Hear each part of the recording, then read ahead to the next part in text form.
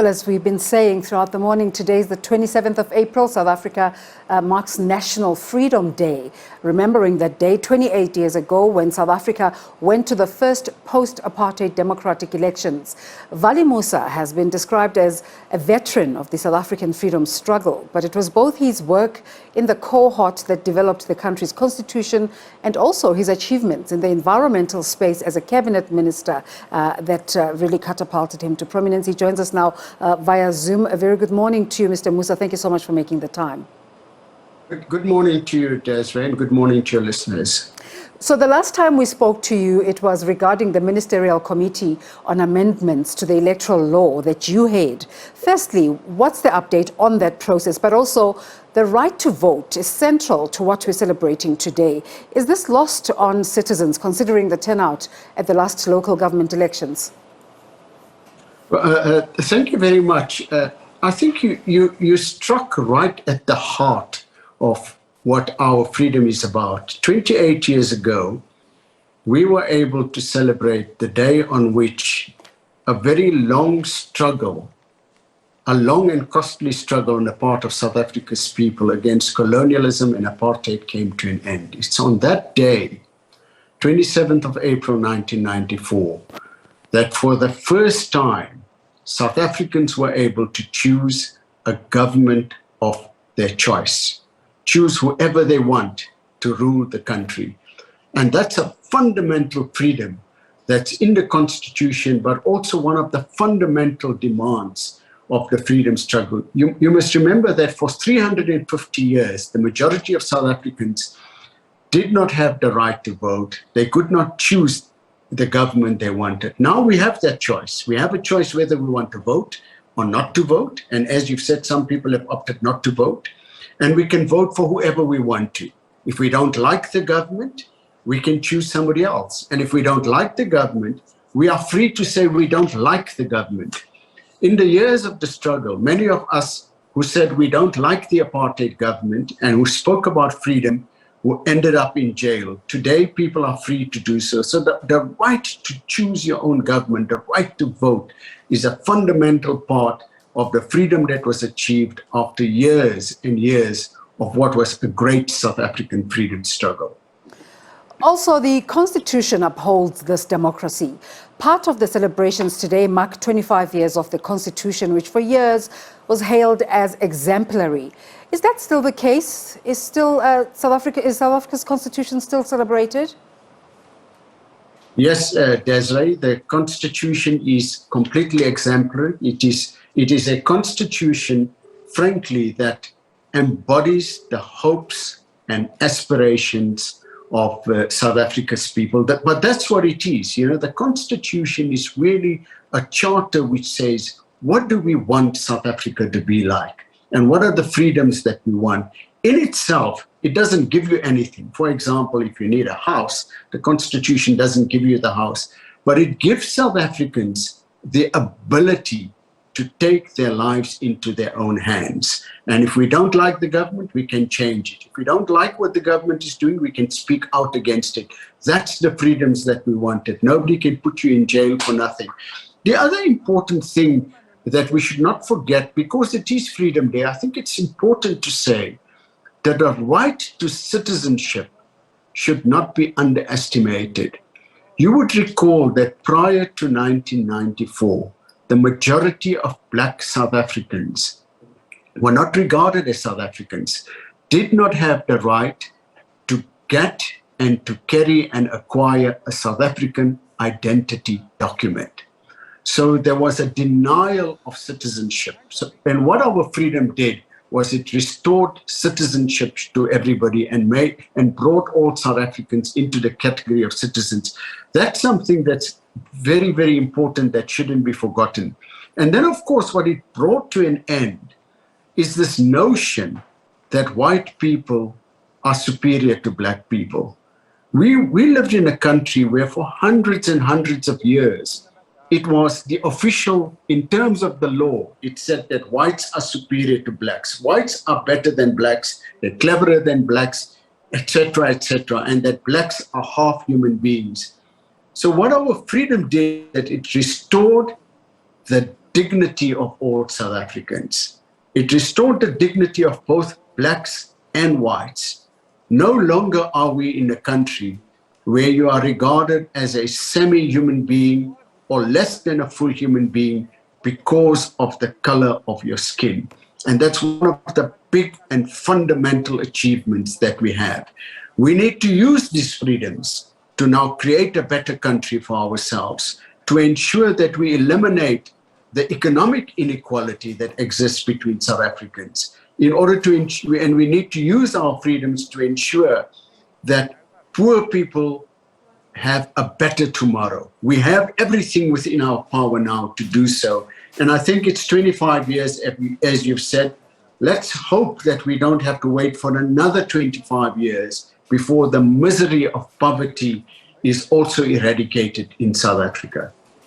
So just two of the most enduring images of that day is the one of the late former President Nelson Rolihlahla Mandela voting at Ohlange High School in KZN.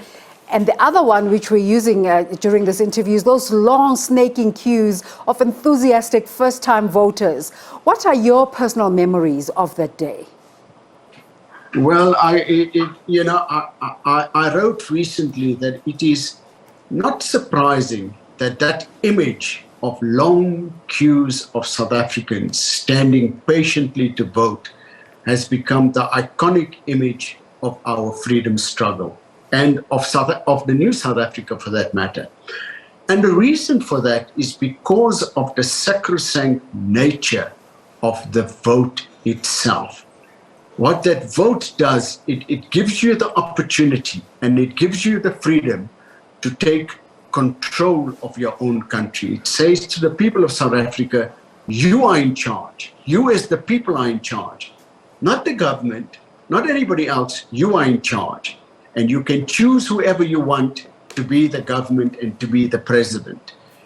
And use that freedom to do so. So I think it is, for me, it brings back, I can't tell you, it's still difficult for me. I get goosebumps when I think of the fact that we actually did hold the first democratic elections, that it did work, that it did result in Nelson Mandela becoming the president of South Africa. This is it goes beyond just being something that's emotional. It is about humanizing all of us.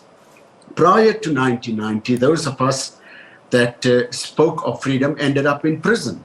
In fact, up to then, I was still a banned person. My movements were restricted. I couldn't leave, for example, the city of Johannesburg, etc., etc. I had to be indoors between sunrise and sunset and those sorts of things. So freedoms were curtailed in a massive way as such. And this symbolized freedom. That's what it is. You know, we may not have solved all our problems, and surely we haven't solved all our problems. But what we do have is political freedom. And without political freedom, you don't have dignity. And without political freedom, you don't have the ability to change your life and the lives of other people as such. That's what we have. And that's why what we must say to South Africans today is recommit yourself to using that freedom to make the right choice of government. Go to, when it's time to vote, don't stay at home, go to vote, because that vote came at a very high price. Large numbers of South Africans paid the price of going to prison, and large number of South Africans were killed and murdered by the apartheid regime. So they lost their lives so that we can be free, we can have the vote, and we should never take that lightly at all. So today is really a day for us to celebrate that, to celebrate a victory. Not everybody in the world sees a victory after many years of struggle. There are still people in other parts of the world who are oppressed, but we are free. And that's why this is a celebratory day. And President Mandela felt this should be a public holiday forever, so that forever we would remember that we do have something to celebrate about. And of course, one would argue that considering recent events, but while you were a cabinet member responsible for the environment, you championed the removal of plastic in the packaging and retail space, with some gains, of course. Are you disappointed that all these years down the line, nations, and especially South Africa, are still grappling with how to reduce plastic, which is washing up in beaches and exacerbating environmental waste as we start to talk about looking after the environment? Yes, it is extremely disheartening that human nature is such that we think about today and somehow always believe that the good times will never end. And then you have business practices which are more concerned about profits today, regardless of the impact they have on the environment tomorrow. And part of what we are seeing now with natural disasters like the floods in Durban, the massive wildfires in Australia, cyclones in other parts of the world, the climate is beginning to change. And one of the big reasons that the climate is beginning to change is because of global warming. And global warming is caused by the uncontrolled burning of oil and coal around the world. Many of the rich countries like the United States, countries in Europe, have become wealthy over the past 200 years by burning coal and oil. And by doing that, the atmosphere has been changed quite fundamentally, the composition of the atmosphere, which now is resulting in global warming. And this is resulting in immense human suffering and also a destruction of nature. The mention you make about pollution, including the pollution of plastic, it's just unbelievable that there are so few regulations around the world that stops the manufacture and use of plastics with abandon. There's just so few regulations about that. And today you have large islands of plastic waste that's floating around in the Pacific Ocean and frankly destroying ocean life and creating pollution on a scale that was unimaginable even 20 or 30 years ago. So while, Desiree, I would say that there is growing awareness about the need for us to protect nature and the dangers we face if we don't protect nature. There's growing awareness of that, but there isn't at the same time a fast enough pace of doing something about it. And that's just one of the big unfortunate things which we have. It may just be that human nature is live for today and don't care, and live for yourself and don't care what happens to others. And that's the problem, because what we are doing is that we are placing a burden on generations to come. So if we use nature and the natural environment, which belongs to humanity as a whole, if we use all of it up now in our generation, it means future generations will pay a high price for nature already being destroyed. So we are using up what belongs to future generations. And surely that can't be something that is moral. It must be immoral. And that's one of the reasons why everything is being done globally and in South Africa to raise awareness about climate change and global warming, to move the South African economy away from where it is now, where it is completely dependent on the burning of oil and the burning of coal, to one in which we would have a renewable energy future and energy that is generated from cleaner sources. It can be done. We have seen that solar power stations, windmills are going up here and all around the world, but the pace of that needs to be gathered so that we have greater momentum and we can stop the worst from happening. Mr. Valli, you touched on it a bit, but we've just come out 2 weeks ago from what both the Premier and Minister of COGTA have described as the worst disaster the country has witnessed in the floods in KwaZulu-Natal. What are your thoughts about the causes and the effects of the floods? Well, look, these are the most terrible floods that we have experienced in South Africa. The United Nations Intergovernmental Panel on Climate Change, which is a global panel of scientists from every country of the world. This is the most authoritative view that is being put forward on global warming.